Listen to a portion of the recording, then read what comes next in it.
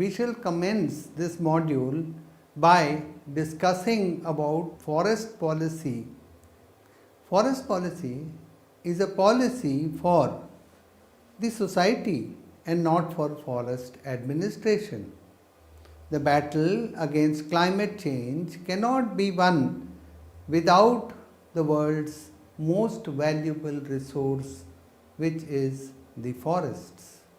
Managing the transition to sustainable, low carbon and resource efficient economies will depend on the availability of forest resources, as will the scaling up of renewable energy. The quality of life in both rural as well as urban areas would depend upon their ability, the ability of people to enjoy food, clean drinking water, and have recreation and greenery. Forests can significantly contribute to all of this in most of the countries. The task of policymakers is to recognize the value and significance of forests for society and to establish sound policies to assure this value is actually delivered to the society. Therefore, in the past, forests were normally delegated to technical experts for their management. But now, policymakers and stakeholders from different backgrounds look to forests towards a renewed attention. Developing policies that work in practice is difficult. It requires connecting many diverse and often conflicting interests of different stakeholders, and it requires achieving long-term agreements that these stakeholders adhere to as it is in their own interest.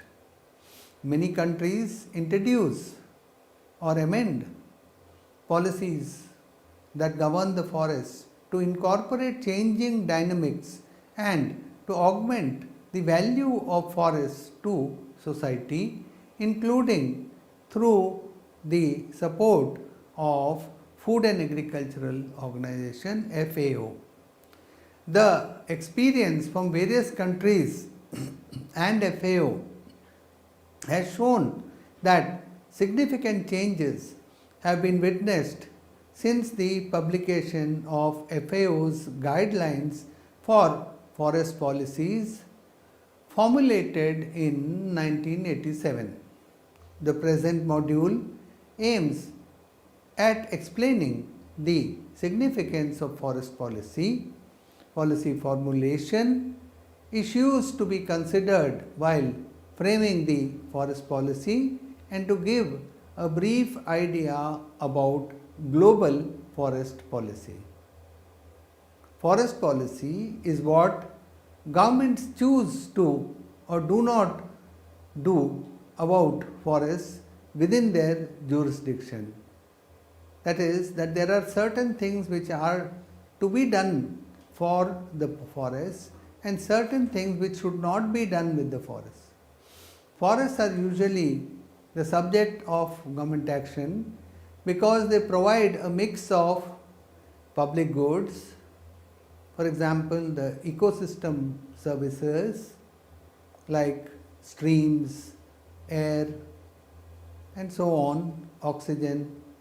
The private goods are things like fiber, wood, and other minor forest products. Almost every forest policy is based on a combination of the approaches or the what are called the policy levers, which the government uses to influence human behavior.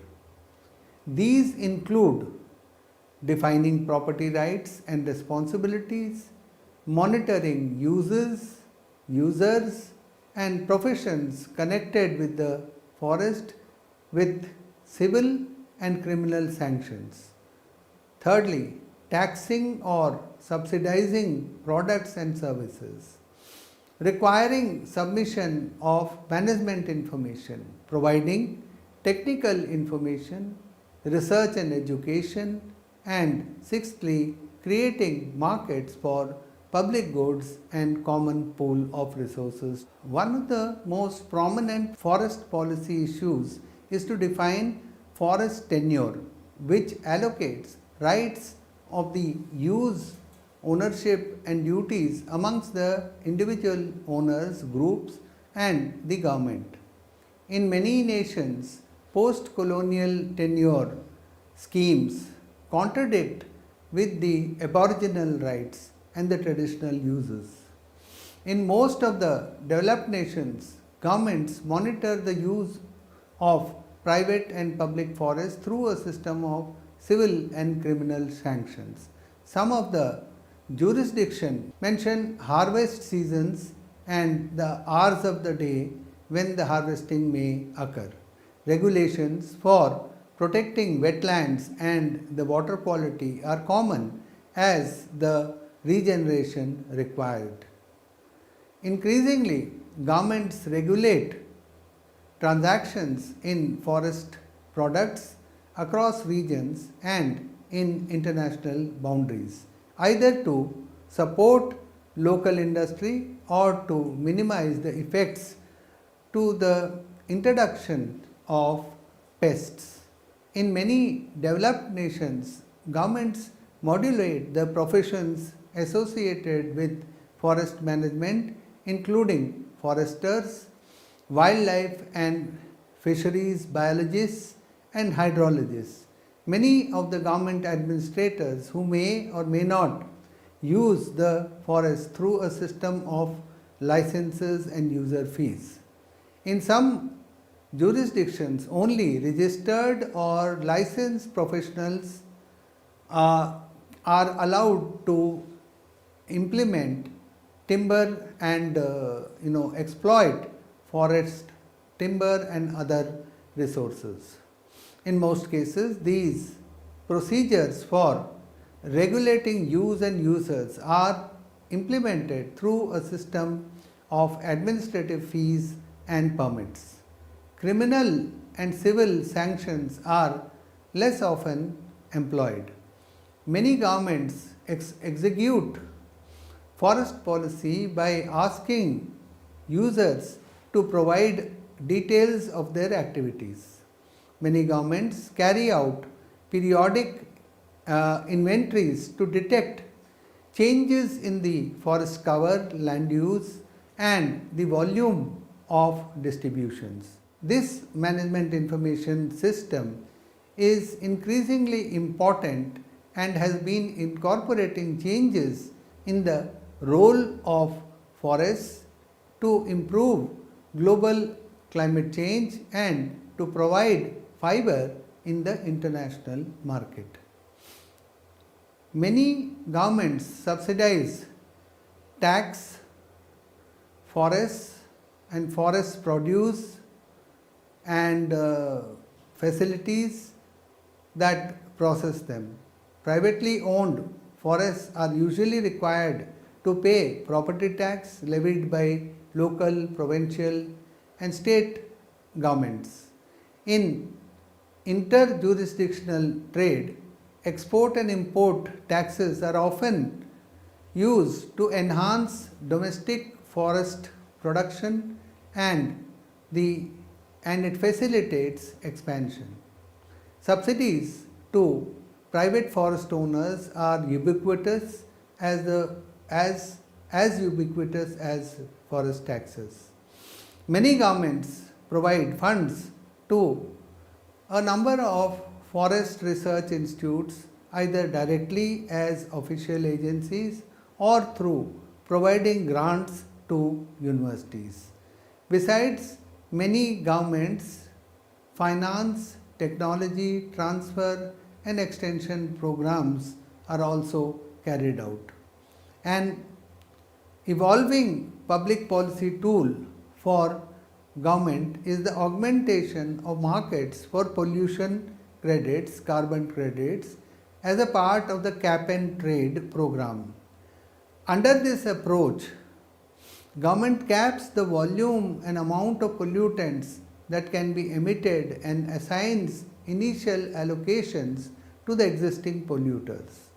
Facilities that use less than their permit levels of emissions may sell their difference through the market to purchasers who want to expand emissions. While it is in an infant stage, a market for carbon sequestration using forest projects exists in several regions.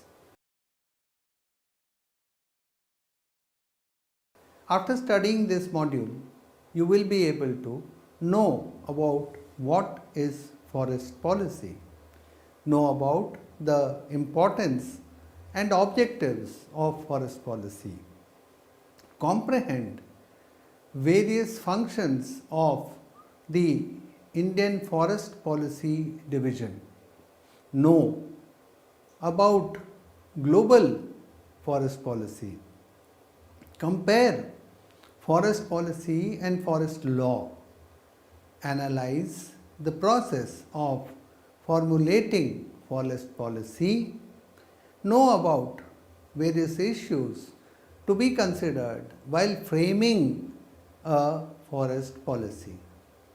Let us first understand the objectives of a forest policy. Forest policy goals must be clearly linked to national development strategies. To foster stakeholder ownership, which leads to better policy execution, is the first and foremost goal. Secondly, to provide a forum for negotiation on conflicting interests, to build a shared vision to guide the prospective decisions and activities, to guide cohesive organizational framework and policy tools including forest legislation, to create an enabling environment that empowers stakeholders, and finally to guide the development of strategies for responding to emerging issues. Next, we shall discuss the functions of Indian Forest Policy Division.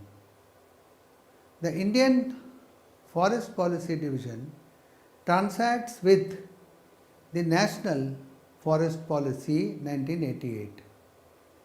The Indian Forest Act 1927 also runs parallel.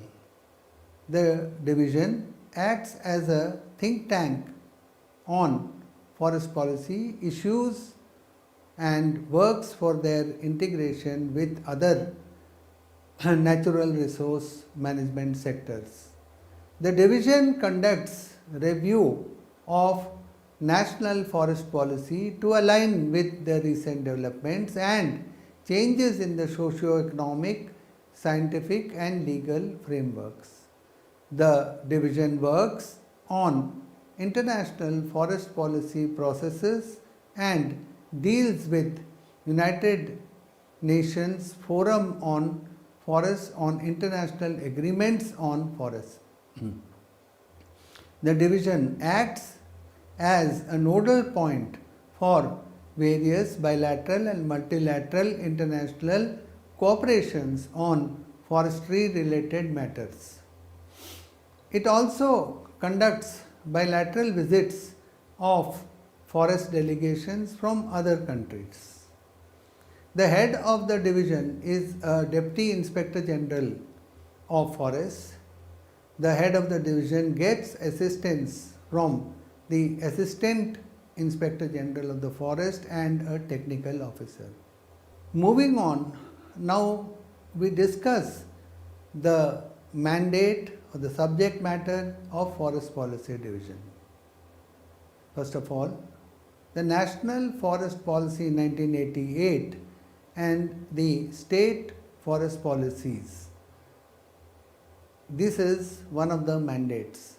The Indian Forest Act 1927 and other forest legislations excluding Forest Conservation Act 1980, Wildlife Protection Act 1972 and Biological Diversity Act 2002. The forest related matters and issues related to the policies and legislations of other central ministries and departments. The harmonization of Indian Forest Act with Forest Rights Act 2006 and the PESA 1996 in coordination with the Ministry of Tribal Affairs and the Ministry of Panchayat Raj. Establishment of policies and guidelines on various forestry matters. Nodal division of forest related to climate change, REDD and biodiversity issues in the ministry and coordinates for implementation of the programs and products related to REDD plus. Forest Plus etc. provides forest inputs to the climate change and other divisions of the ministries under the Millennium Development Goals and so on. Nodal division for coordination of the execution of USAID Forest Plus program. Forest Ministers Conference meeting on climate change etc. Policy aspects of joint forestry management, National Forest Commission, International Day on Forests, World Forestry Congress, convener of the consultative group meeting for international negotiations on forest concerns. Now let us understand global forest policy. A brief to the global forest policy. Global forest policy has been initiated in a number of fora. The following detail reviews the deliberations on forests and results from discussions held at various conferences, committees, organizations and panels which are mentioned. United Nations Conference on the Environment and Development, UNCED, is one such forum. Forests were amongst the most controversial issues considered during the preparation of the United Nations Conference on Environment and Development in 1992. Some delegates from developed countries desired a forest treaty, but the north-south polarization on the issue only permitted on the non-legally binding authoritative statement of principles for a global consensus on management and conservation and sustainable development of all types of forests. This is also known as the Forest Principles and Chapter 11 of Agenda 21 on combating deforestation. Intergovernmental Panel on Forests, IPF. By 1995, the evolving North-South partnership on the matter enabled Commission on Sustainable Development at the third session CSD3 to establish the Intergovernmental Panel on Forests to continue the Intergovernmental Forest Policy Dialogue. During the period of its mandate, that is 2 years, the IPF developed over 100 negotiated proposals for activities on various matters connected to the sustainable forest management, including national forest programs, forest assessment, criteria and indicators, traditional forest related knowledge, and the underlying causes of deforestation. Intergovernmental Forum on Forests IFF. The IFF met 4 times between October 1997 and January 2007 to identify the possible elements of working towards a consensus on international arrangements and mechanisms. For example, the legally binding instruments. In addition to this issue, the IFF produced conclusions and approximately 120 proposals for the action on issues including encouraging execution and regulatory progress of the IPF suggestions for action, for trade, for environment, and the underlying causes of deforestation. Also, for traditional forest related knowledge, for forest preservation and protection, protected areas, forest research, valuation of forest goods and services, future supply of and demand for wood and non-wood forest products, and the assessment, monitoring and rehabilitation of forest cover in environmentally critical areas. The United Nations Forum on Forests UNFF on 18th October 2000, ECOSOC accepted a resolution which is E 2000/35 stating an international pact on forests and establishing the UNEF, the United Nations Environmental Fund, as a subsidiary of ECOSOC. The resolution states that the major aim of the International Pact on Forests is promoting, managing, preserving and sustainable development of various types of forests and to provide more strength to long-term political commitment to this end. The main goal is to encourage the execution of internationally agreed activities on forests at the regional, national and global levels. Committee on Forestry, COFO, of the United Nations Food and Agricultural Organization. The biennial sessions of COFO, organized at the FAO headquarters, takes along the heads of forestry services and other senior public officers to recognize evolving strategies and technical matters, seeks resolutions and advise FAO and other organizations on suitable action.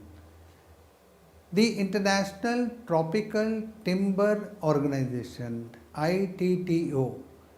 This organization has been formed under the International Tropical Timber Agreement.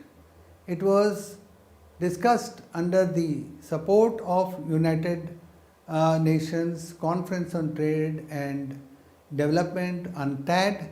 The major objectives of ITTA are negotiations to provide an efficient framework for cooperation and negotiation between countries that produce and consume tropical timber.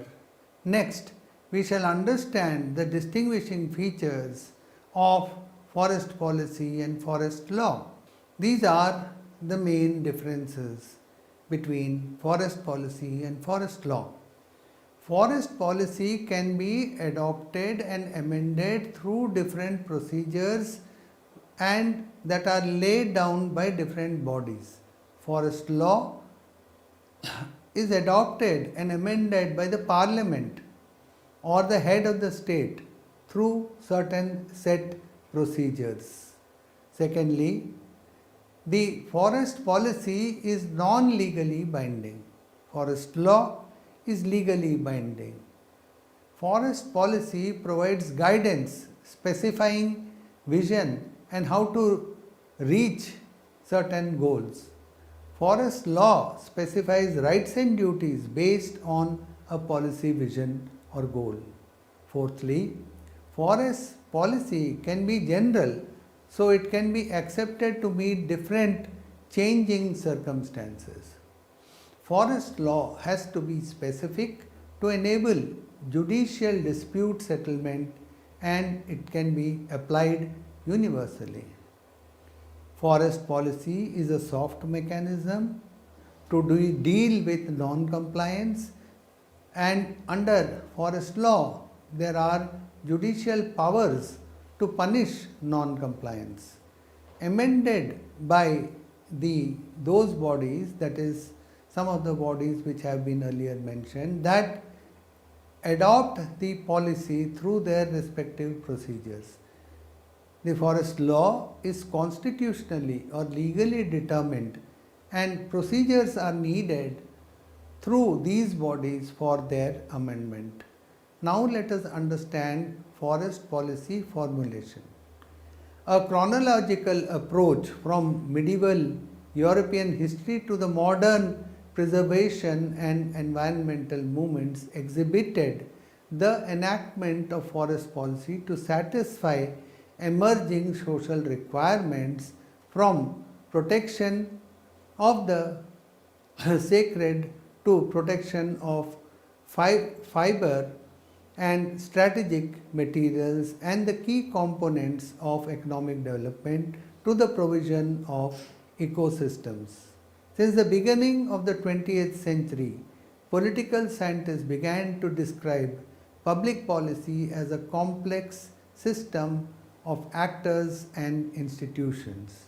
As ecology provided a new model for apprehending energy and nutrient flows in complex biophysical systems compared with the species by species description of natural history, as policy as a process began to replace policy as history. Now, today forest policy is often thought of as a process that encompasses 5 stages: setting up of a policy agenda, formulating policy alternatives, adoption of policy choice, execution of programs, and policy assessment. These are the 5 stages through which forest policy evolves and is set up. Further to this, the organizing and committing the necessary human and fiscal and technological resources is also a prerequisite for the successful implementation to realize the policy.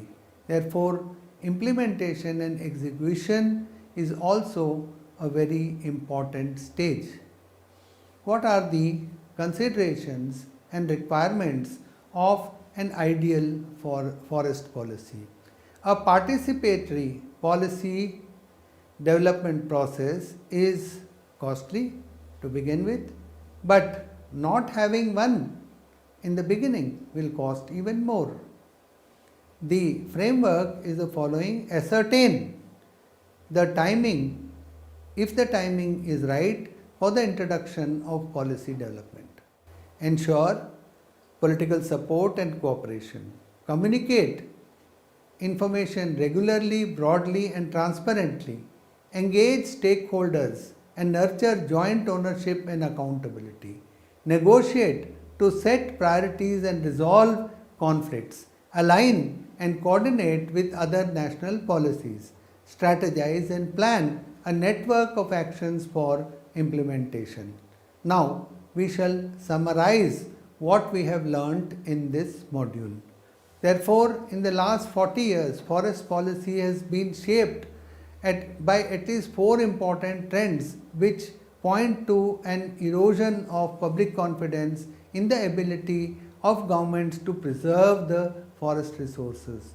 These trends embrace the establishment of the bases and signals of forest sustainability, admittance of efficiently managed forests by NGOs, the growing influence of environmental groups using marketing campaigns that affect consumer behavior, and the increasing role of the public participation in public forest management decisions. The National Forest Policy provides the basis for sustainable forest management. It guides the present, the future decisions and determines actions and provides direction over a period of time.